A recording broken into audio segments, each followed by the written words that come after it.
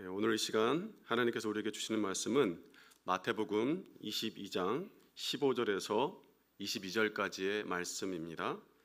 마태복음 22장 15절에서 22절까지의 말씀을 제가 받들어 읽겠습니다.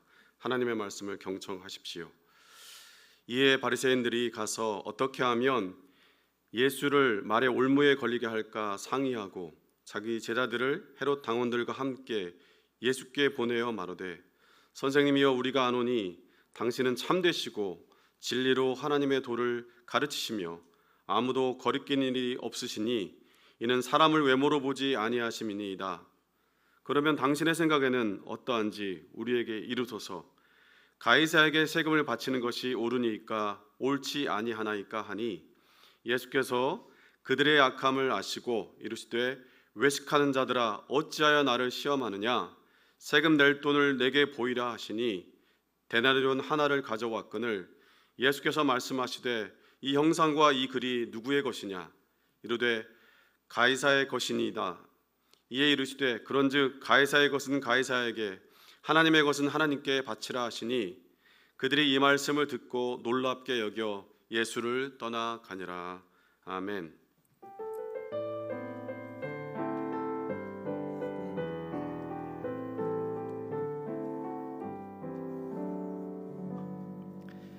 네, 반갑습니다, 여러분. 오후 시간에 또 이렇게 나오셔서 함께 예배할 수 있음이 감사이고 은혜인 줄 믿습니다. 오늘 이 말씀 여러분 익숙하시죠? 언젠간 한 번쯤 교회를 이렇게 오가면서 한 번쯤은 스쳐서 들어봤을 만한, 가이사의 것은 가이사에게, 하나님의 것은 하나님에게 바치라라는 이 구절이 익숙하실 겁니다. 이 말씀이 참 많이 오용이 되고 오해가 되고 있죠. 쉽게 또 예를 들자면 종교인 과세 같은 이런 세금을 내고 또 세상의 의무도 다해야 한다라는 식으로 이 말씀이 오용이 될 때가 좀 있는데, 오늘 말씀을 좀 깊이 들여다보면서 과연 이 말씀, 예수님께서 왜 이 상황 가운데서 이런 말씀을 하셨는지 조금 더 그 의미를 깊이 나누고자 합니다. 예수님께 접근하는 무리들이 있습니다. 앞선 전문맥부터 예수님께서 혼인잔치 비유를 통해서 하나님 나라의 초청에 들어오지 않고 그것을 거부하고 그것을 가치없게 여겼던 유대인들과 종교인들을 꼬집어서 예를 들어서 이렇게 비유로 말씀을 하셨었는데, 그것이 불편했던 사람들입니다. 이 전문맥에서 성전 청결 사건과 그리고 대중들이 인기를 얻어가면서 자신들의 입지가 좁아져 가고 있는 것 같은 생각이 들자 이 종교인들, 종교 지도자들이 불편한 마음을 갖게 되었죠. 그 사람들이 오늘 본문에 구체적으로 나오고 있는데 바리새인과 헤롯 당원들이라고 합니다. 이 바리새인들과 이 무리는 예수를 어떻게 하면 말의 올무에 빠지게 할까, 그래서 예수를 어떻게 하면 죽일 수 있을까라고 아주 구체적이고 논리적인 체계를 만들어 냅니다.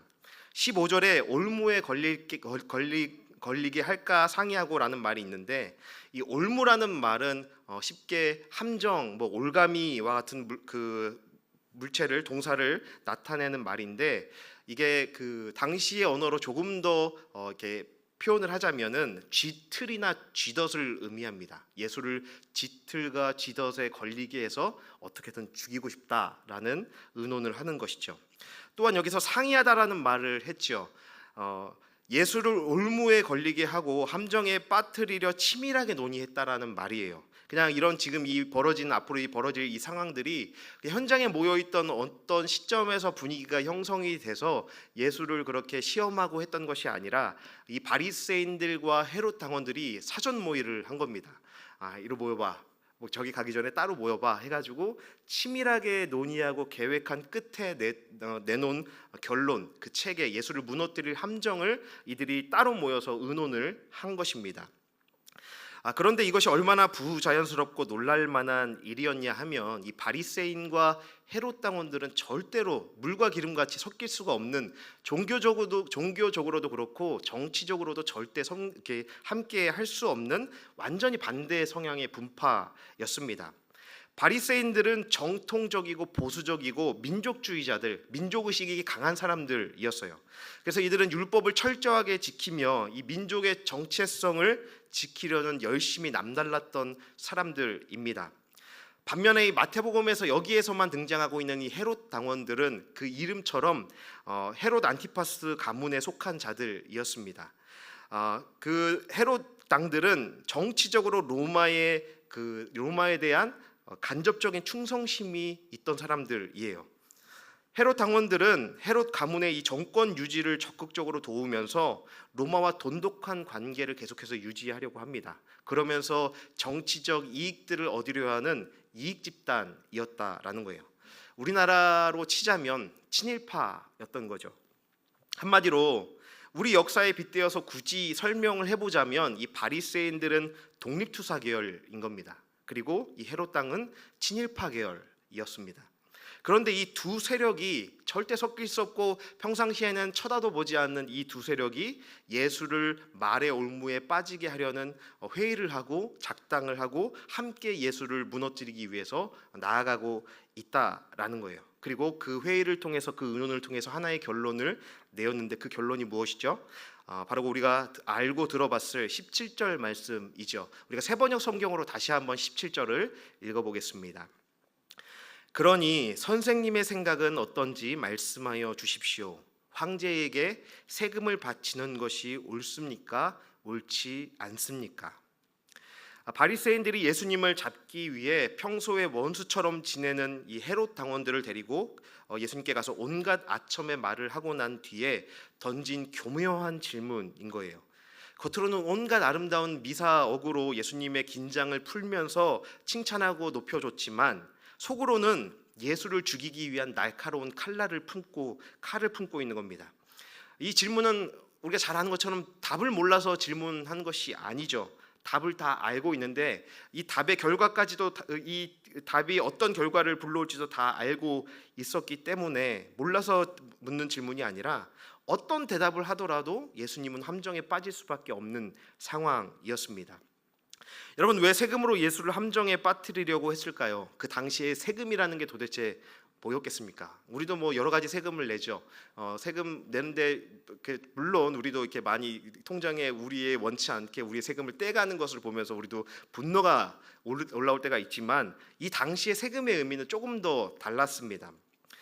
예수님이 태어나시고 아직 어린 시절 정도에 그 남아있던 기록이 있습니다.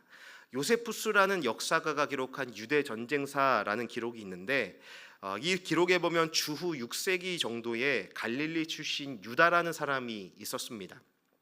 이 사람은 당시 열심당원이었습니다. 열심당원은 뭐냐? 더 극우 세력과 같은 사람들이었습니다. 이 사람들을 이렇게 호칭할 때 시카리오라는 그 말한데 여러분들 상기하고 또 기억하기 편하게 시카를 기억하시면 됩니다. 이들은 실제로 이 단도를 이렇게 품에 품고 다니면서 로마 그 정치 지도자들이나 주요 인물들을 이 칼로 암살하기까지 하는 아주 그 과격한 무리였습니다. 이 유다라는 사람도 열심당원으로 반로마 저항 운동가 주동 세력이었습니다. 이 유다라는 사람은 바리새인 다른 사람 사두쿠라는 사람과 함께 로마를 상대로 한 반란을 일으킨 주동자들이었어요. 이들이 반란을 일으킨 결정적인 이유가 있는데 바로 로마의 세금 징수에 대해서 이들이 반대했기 때문입니다. 도대체 세금이 뭐길래 여호와에 대한 열심이 가득한 유대인들은 로마 황제에게 세금 내는 것에 대해서 극한 거부감과 저항 의식이 있었습니다. 갈릴리 유다는 이에 저항하면서 반란을 선동하고 이 사람들을 주동하였습니다. 당시에 이 세금은 우리가 생각하는 것과 조금 다른 의미였는데 이방 신들 그리고 이방 나라에 세금을 낸다라는 것은 곧 굴욕을 당하는 것과 마찬가지라고 생각했기 때문입니다. 요세푸스가 기록한 그 글의 일부를 이렇게 옮겨서 읽어보도록 하겠습니다. 유다라는 이름을 가진 어떤 갈릴리인은 그의 동양 사람들과 함께 반란을 일으켰고 만일 로마인들에게 세금을 지불하면 겁쟁이들이며 인간을 주로 삼고 굴복하는 것이라고 말했다. 세금을 낸다라는 것은 곧 그 이방 왕을 신으로 모신다, 주로 고백한다라는 의미라고 받아들였다라는 거예요. 이 사람은 자신의 특정 분파의 교사였고 그들 분파의 다른 지도자들과 전혀 달랐다. 조금 남달랐다라는 의미이죠. 주전 63년부터 로마는 유대인들에게 세금을 부과했지만 주후 6년에 헤롯 아킬레우스라는 사람이 이렇게 축출당한 뒤에 로마가 직접 이제 유대 지역을 통치하며 관할하기 시작합니다. 이때 인구 조사를 하게 하는데 여러분 잘 아시는 것처럼 예수님의 부모님이 예수님을 출생하기 전에 인구 호적을 하러 갔다. 호적의 명령에 따라서 호적을 하러 가던 중에 예수님을 출산하죠. 바로 그때 호적을 했던 이유가 이 로마가 세금을 부여하기 위해서 인구 조사를 시작한 겁니다. 이 인구 조사의 그 이유는 정확한 인구 수를 파악해서 그에 맞는 세금을 부과하기 위해서 인구 조사를 한 것입니다. 이 사건으로 반란을 일으켰던 열심당원 주동자들은 물론 체포되었고 본보기를 보여준다는 명목으로 2,000명가량을 체포하여서 전국 그 유대인들이 사는 그 지역 전역으로 그 2,000명의 포로들을 나누어 보내서 모두 다 십자가에서 처형을 해버립니다. 그리고 로마 제국에게 대항하면 로마의 세금 징수에 거부하면 너희가 어떻게 되는지 본보기를 보여준다라고 하면서 이 모든 2,000명이라는 사람들이 십자가에서 처형당하는 사건까지 있었다라는 겁니다. 이 요세푸스의 기록에 따르면 유다는 사두쿠와 함께 여호와를 위한 질투, 여호와를 위한 열심으로 세금을 내는 것은 노예가 되는 길에 들어서는 것이라고 주장하면서 자유를 위해 싸우도록 그렇게 사람들과 백성들을 선동했다라는 거예요. 즉 유대인들이 받아들이는 이 세금이라는 것은 우상을 숭배하게 하는, 우리 역사로 또 빗대어서 말한다면 일제시대 때 천황을 숭배하게 했던 신사참배와 같은 의미였다라는 거예요. 선민의식으로 자존심이 강한 유대인이 이방 민족에 의한 치욕을 당하는 것이었고 그들의 삶의 기둥과 같았던 종교적인 신념 자체를 포기한 것과 같은 의미였다라는 거예요. 또한 이런 이유가 아니더라도 이 세금이 너무 과중했다라는 겁니다. 세금 내는 것도 부담이 되는데 이 로마 제국은 좀 통이 컸는지 일정한 금액 그 본인들이 로마 제국이 책정한 금액의 세금이 거쳐지면 그 이후의 금액들은 상관하지 않았어요. 그래서 우리가 잘 아는 것처럼 세리들이 더 그 이상의 세금을 걷어들여서 나머지 금액들을 착복하였기 때문에 그 세금에 대해서 너무나 많은 세금을 부과당하면서 삶을 착취당하기 시작한 겁니다. 그래서 세금, 세리 이것만 생각하면은 유대인들은 분노가 끌어올랐던 겁니다. 로마의 그런 로마의 세금 정책 그리고 세리는 그들에게는 치욕이었고 매국노와 같은 사람들이었고 분노였습니다. 바로 이런 뜨거운 감자와 같았던 그 아주 민감하고 조심스러운 이슈로 예수님께 나아가서 질문했고 이 전략은 나름 괜찮았습니다. 객관적으로 보면 굉장히 치밀하게 빠져나갈 수 없는 올무가 놓여진 거예요. 왜냐하면 예수가 세금에 대해서 부정적으로 반응하면서 너네 세금 내면 안 돼, 그래도 자존심을 지켜야지 라고 말한다면 사실 이 모든 무리들이 가장 원했던 대답이 바로 이 대답일 겁니다. 왜냐하면 그래야만 예수를 정치범으로 몰아서 반역행위로 고발하여서 십자가에 처형할 수 있기 때문이에요. 물론 유대인들에게도 사람을 처형할 수 있는 돌팔매질로 스데반 집사를 죽였던 것처럼 사람을 처형할 수는 있었지만 당시 예수님은 굉장히 인기를 얻고 있었습니다. 그런데 종교법으로는 예수님을 처형하게 되면은 사람들의 반란이, 사람들의 원망이 쏟아지고 자신들을 향한 어떤 분노가 쏟아질지 몰랐기 때문에 정치범으로 예수를 처형하고 싶었던 겁니다. 그래서 예수님의 입에서 세금을 내지 말아라 라는 대답이 나오기를 원했던 거예요. 적대자들은 전문맥에서 이미 행하셨던 이 성전 정화 사건과 연결해서 예수를 로마 세력의 반동 세력의 주동자로 고발할 수 있는 절호의 기회가 생기게 되는 겁니다. 더군다나 2,000명이 넘는 사람이 처형당한 전례까지 있었기 때문에 당시 모든 사람들은 이 이슈에 대해서 알고 있었다라는 거예요. 그렇기 때문에 그와 비슷한 일을 꾸미고 그 비슷한 말을 하는 사람이 있습니다 라는 고발만 하게 되면 로마 제국은 굉장히 민감하게 반응할 수밖에 없었을 거예요. 그래서 즉시 군사들을 보내서 예수를 체포하여서 당장에 처형할 수 있는 빌미가 된 겁니다. 반면에 세금을 바쳐야 한다라고 말하는 것도 함정에 빠지는 것이었습니다. 세금 징수에 동조하게 되면 로마 통치에 반감을 가지고 있던 수많은 백성들의 지지를 잃게 되고 민족의 배반자로 낙인 찍히게 됩니다. 예루살렘에 예수님이 입성하는 순간부터 예수님을 따르는 수많은 군중들이 모여들었습니다.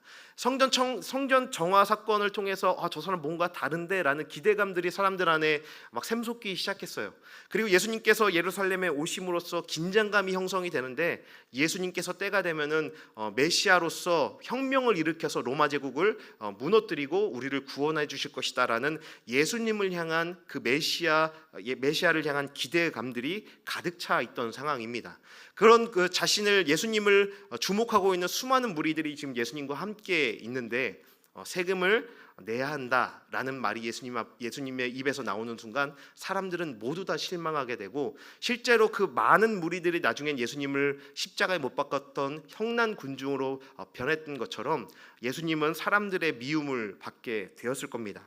그렇게 되더라도, 정치범으로 죽일 수는 없다 하더라도 그때서는 돌팔매질로 예수님을 종교법으로 처형할 수 있는 빌미가 제공되는 겁니다.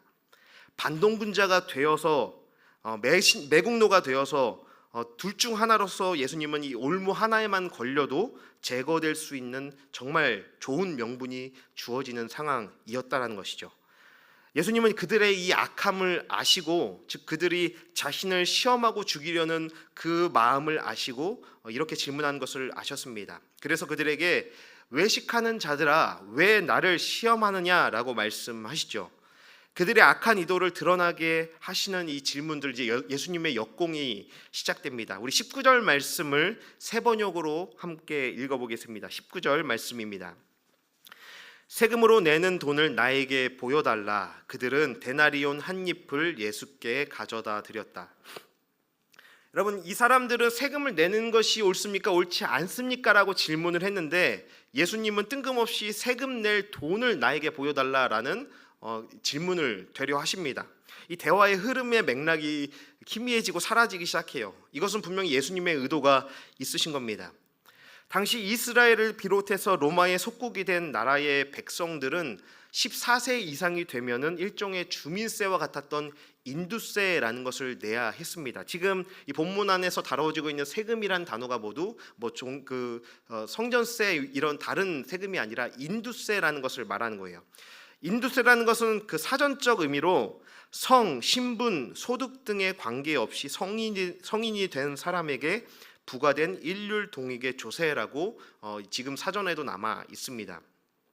이 인두세를 내야 하는 또 규칙이 있었는데, 데나리온이라는 동전 그 화폐를 가지고서만 이 인두세를 내야 했습니다. 이 데나리온 사진을 한번 보여드리겠습니다. 네, 한 번쯤 다 보셨을 만한, 이 사람 얼굴이 있는 곳이 앞면, 그리고 이 여자가 앉아 있는 것 같은 그 면이 뒷면이라고 생각하시면 될 것 같아요. 이 데나리온은 당시 황제였던 티베리우스의 형상과 그에 관한 글이 새겨진 주화입니다. 로마 제국은 이 황제의 형상과 글귀가 새겨진 주화를 황제를 숭배하는 수단으로 사용했습니다. 이 동전을 자세히 보시면 테두리를 따라서 글씨들이 쓰여 있는데, 이 얼굴 모양이 있는 앞면의 글씨를 해석하면 이런 글씨입니다.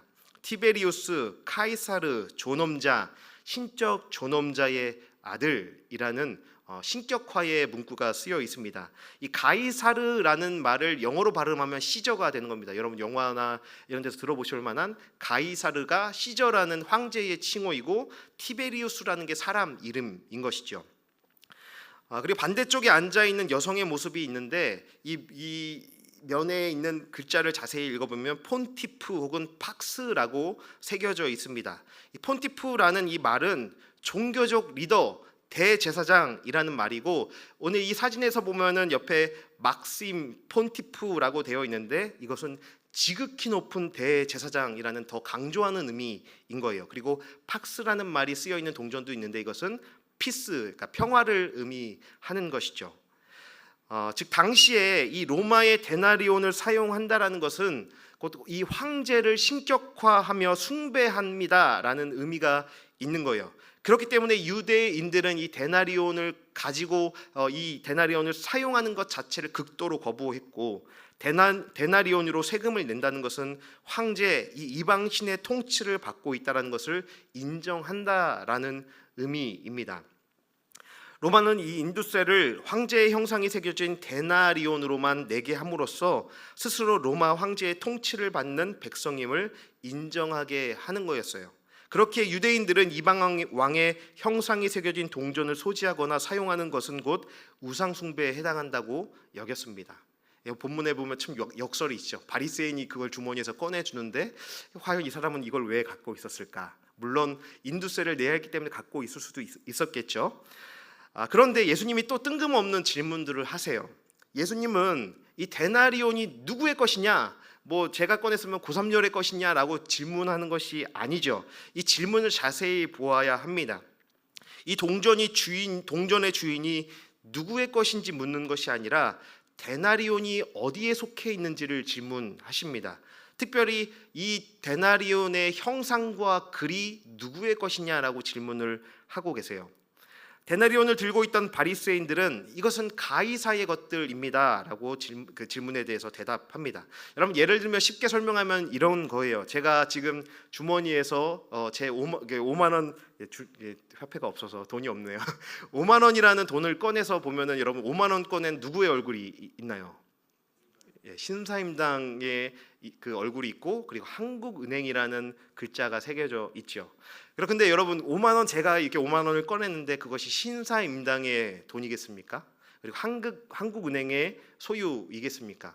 그것을 말하는 것이 아니죠. 그것에 그 신사임당과 한국은행이 기록되어 있다라는 것은 대한민국의 영역, 대한민국의 통치 영역이 있는 그 범위 안에서 사용되는 화폐를 의미하는 것이죠. 이 주화를 사용한다라는 것은 곧 그 가이사르가 이 돈의 주인이라는 것이 아니라 그 돈을 사용한다라는 것은 그 가이사르, 로마 제국의 통치의 영역 안에 있는 사람들이라는 뜻인 겁니다. 황제에게 나는 속했습니다라는 것을 인정하고 그것을 말하는, 시인하는 것을 의미하는 거예요. 그렇다면 여러분, 하나님의 것은 무엇이겠어요? 가이사의 형상이 새겨져 있고 가이사를 신으로 인정하며 찬양하는 글이 있다는 것은 이 동전이 가이사의 소유라는 것이 아니라 가이사의 영향력과 로마 제국의 통치 영역 안에 내가 속해 있다라는 것을 의미하는 거죠. 하나님의 것, 하나님의 것이라는 것은 동일하게 바로 하나님의 형상이 새겨진 우리 모두, 그리고 더 나아가 모든 피조물들이 하나님의 형상이 새겨진 하나님의 것이라는 의미입니다. 가장 확실하게 논란의 여지가 없는 말씀을 함께 나누겠습니다. 창세기 1장 27절 말씀을 제가 읽어드리겠습니다. 하나님이 당신의 형상대로 사람을 창조하셨으니 곧 하나님의 형상대로 사람을 창조하셨다. 하나님이 그들을 남자와 여자로 창조하셨다. 여러분, 그 아이콘이라는 아이콘 이런 단어들 많이 아시죠? 그리고 요즘에는 카톡이나 이런 데서 많이 쓰는 이모티콘도 있는데, 이모티콘, 아이콘이라는 것이 형상의 그 원어를 기반을 두고 있습니다. 이모티콘이라는 것은 감정을 의미하는 이모션과 이 아이콘이라는 단어가 합성된 합성어이죠. 바로 이 말의 어원, 이 아이콘의 형상이라는 이 어원을 두고 있는 단어인 거예요. 저와 여러분은 하나님의 형상대로 지음받은 존재들이고, 죄로 인해 훼손되었던 하나님의 형상을 예수 그리스도께서 십자가 구속 사건을 통해서 그 훼손되었던 형상을 회복시켜 주셨습니다. 여러분, 이 사실을 믿으시죠? 믿으십니까? 믿으셔야 합니다. 우리가 믿기 때문에 이곳에 있는 겁니다. 또한 예수님의 말씀을 잘 살펴보면 예수님께서 이제 의도하신 바를 알 수 있어요. 바리새인들이 17절에 사용했던 단어가 바치다, 가이사의 것을 가이사에게 바치는 것이 옳습니까? 라고 할 때 이 바치다라는 단어는 우리가 흔히 알고 있는 주다라는 의미예요. 그냥 기부라는 바치다, 주다라는 일반적인 동사를 여기서 바리새인들을 사용합니다. 하지만 예수님께서 21절에 가이사의 것은 가이사에게, 하나님의 것은 하나님에게 바치라 할 때 이 바치라라는 단어는 다른 단어를 사용하셨어요. 예수님이 아포디도미라는 다른 단어를 사용하셨는데, 이 예수님께서 사용하셨던 바치다라는 동사의 정확한 의미는 되돌려주다라는 의미입니다. 되갚다, 되돌려주다, 원래 주인에게 다시 돌려주다라는 의미의 단어입니다. 본문에서 언급되는 세금은 정확히 인두세라고 제가 말씀을 드렸습니다. 인두세라는 것의 의미가 무엇이냐면 가이사와 로마의 통치와 보호 아래 사는 것에 대해서 우리가 대가를 지불하고 되돌려 드립니다라는 의미로 인두세를 거뒀던 거예요. 로마의 팍스 로마나라는 로마가 허락한, 로마가 만들어준 평화를 너희가 누리고 있기 때문에, 그 평화 안에, 테두리 안에 있기 때문에 그것에 대한 대가를 너희가 인두세로 지불해라, 그것을 데나리온이라는 것으로 지불해라 라는 의미로 이 인두세를 내야 했던 거예요. 그리고 한글 개역 개정 성경, 우리말 성경, 우리 개역 개정 성경에 보면은 몇몇의 그 번역상의 오류들이 있는데, 오늘 본문에도 조금 아쉬운 번역이 있습니다. 정확하게 번역되지 않은 접속사가 하나가 있어요. 21절에 가이사의 것은 가이사에게, 그 사이에 접속사가 하나가 원래가 있습니다. 카이라는 접속사가 있는데, 많은 성경 번역본이 이것을 그리고라는, 엔드라는 말로 번역을 했어요. 하지만 이 본문의 내용과 문맥으로 봤을 때 엔드가 아닌 이 접속사는 그러나라고 번역이 되어야 합니다. 가이사의 것은 가이사에게 바쳐라, 그러나 하나님의 것이라면 하나님에게 바쳐라 라는 의미가 되는 거예요. 무슨 차이가 있냐면, 가이사의 것은 가이사에게 바치고 그것과 동일하게 하나님의 것은 하나님께 바치면 돼 라는 동일한 그 의미가 번역이 아닌 겁니다. 너희가 가이사의 것은 가이사에게 바쳐라, 그러나 하나님의 것은 하나님께 바쳐야 한다 라고 번역할 수 있는 겁니다. 이 말을 풀어서 다시 한번 말한다면, 너희가 가이사의 통치와 영향력 아래 로마 제국이 제공하는 pak스 로마나 안에 너희가 살아가고 그것을 인정한다면 가이사에게 세금을 바치고 가이사에게 돌려줘야 하는 영광을 돌려라. 그러나 너희가 하나님의 통치와 영향력 아래 살아가고 있다면, 너희가 하나님께 속해 있다면 하나님께 영광을 돌려드려라, 하나님께 너희가 그 영광을 갚아라 라는 의미가 되는 것이죠. 가이사의 형상과 글은 그를 주라 고백하고 인정하는 것을 상징하는 것입니다.